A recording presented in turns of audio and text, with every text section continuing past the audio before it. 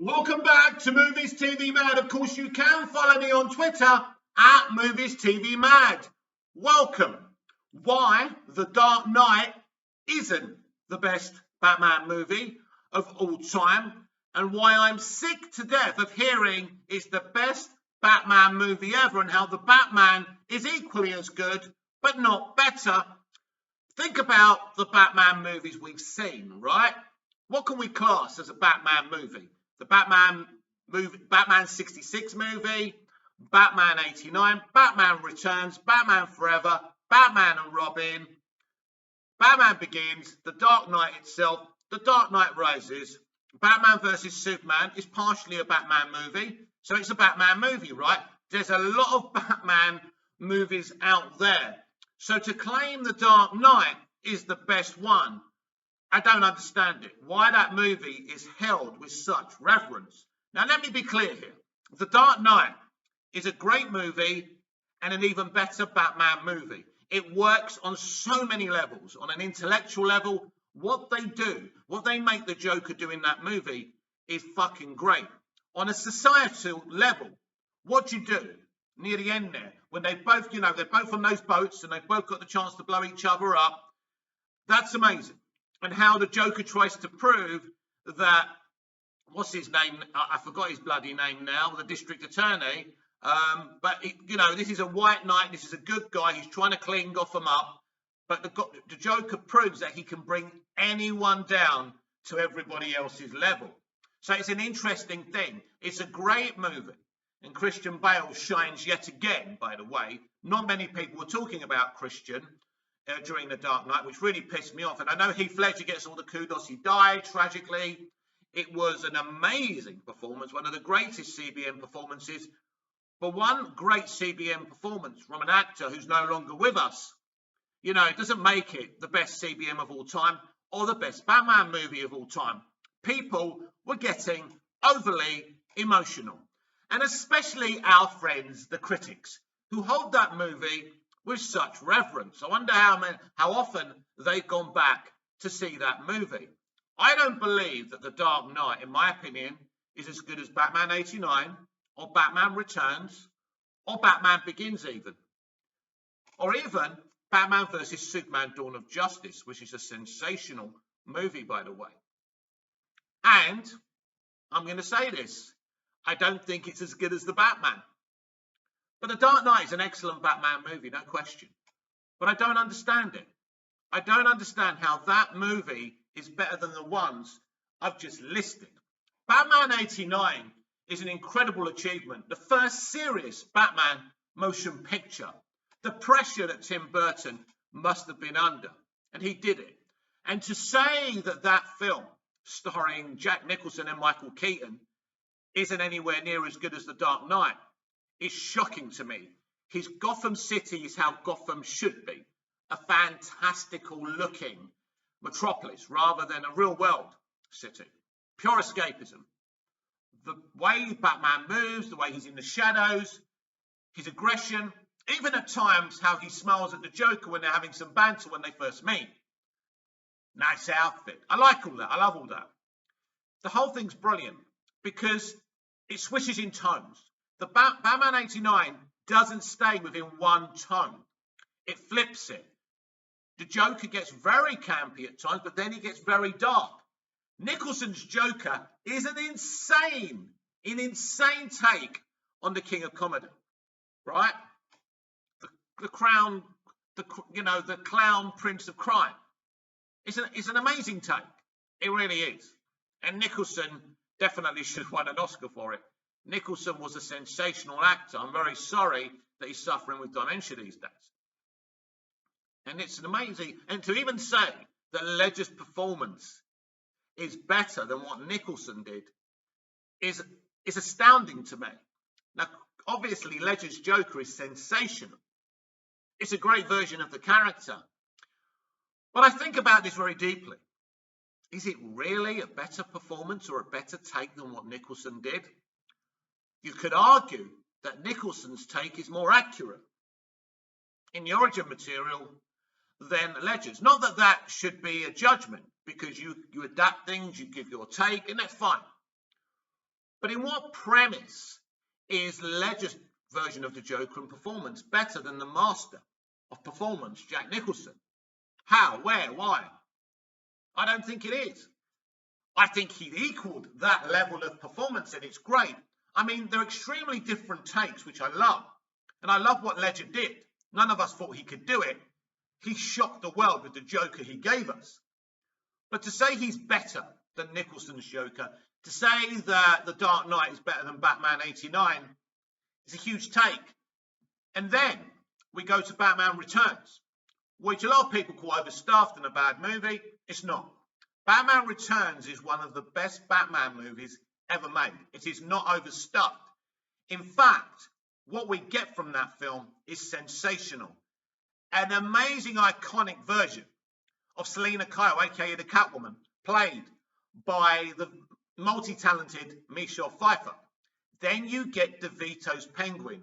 Fuck me, that's an amazing version. Now, when you look at Oz Cobblepot, aka the Penguin, in the Batman, it's a much different take.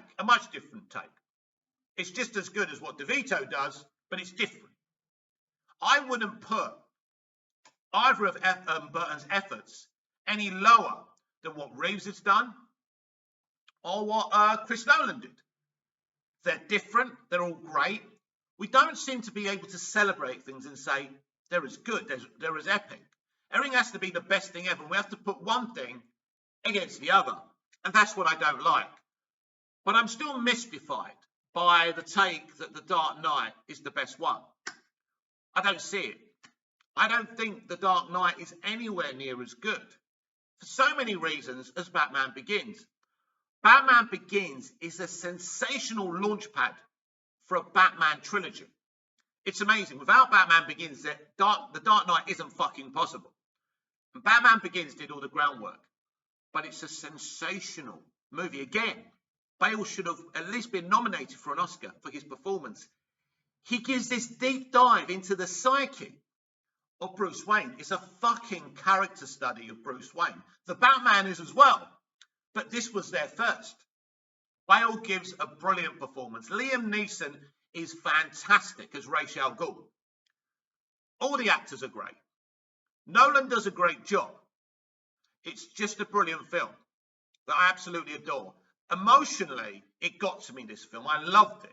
I identified with Bruce Wayne here, and the damage that you can see with him is interesting as well. But it doesn't go as deep in the effect of what happened to him as Reeves did with Pattinson's Bruce Wayne and Batman. But he does it differently. There's a level to it. Nolan's Dark Knight trilogy is a lot lighter than what Reeves has done with the Batman. There's no question about that. And don't let anyone tell you any different. Batman Begins, for me, is a superior movie to The Dark Knight. But for some reason, it's a bit like the first Avengers. For some reason, from the moment people saw the first Avengers, the MCU is the best. It can do no wrong. And I don't get that. From one fucking team-up movie, we haven't stopped hearing that a middling, mediocre franchise is the best thing ever. It's not. It's not better than the Rambo franchise. It's not better than the Rocky franchise, which is highly superior to the MCU. But we judge everything on box office. That's how we judge the greatness of movies. That's why The Dark Knight is deemed as the best. Right? Well, it's not the best. Great movie. I don't hate it. I love it. But the point is, I'm sick and tired of hearing that The Dark Knight is the best Batman movie. It's not. In fact, it's not even close. In fact, The Dark Knight Rises, for me, is equally as good as The Dark Knight. But people hate The Dark Knight Rises, and I don't know why. Because I think it's an excellent movie and an excellent climax. The whole thing's amazing. What Nolan did was amazing, right? I think the Batman costume is a bit dated that Bale wears now. But Batman Begins is an amazing movie. Then we go to Batman vs. Superman, Dawn of Justice. A very interesting, intriguing film. It's an art house movie, you know, in a different way to Reeves' movie, but it's still an art house movie. We get this older, chiseled, bitter and twisted Batman who's fucking killing people because he's had enough. He never used to kill people, but now he's killing people. His Jason Todd was murdered by the Joker. He's a broken man and he sees Superman as the enemy, as a danger, as many people in the real world would. Let's be honest. And it's such a great performance by Affleck, and it's very interesting. It's got some of the best sequences you've ever seen in a Batman movie, and the narrative is very interesting.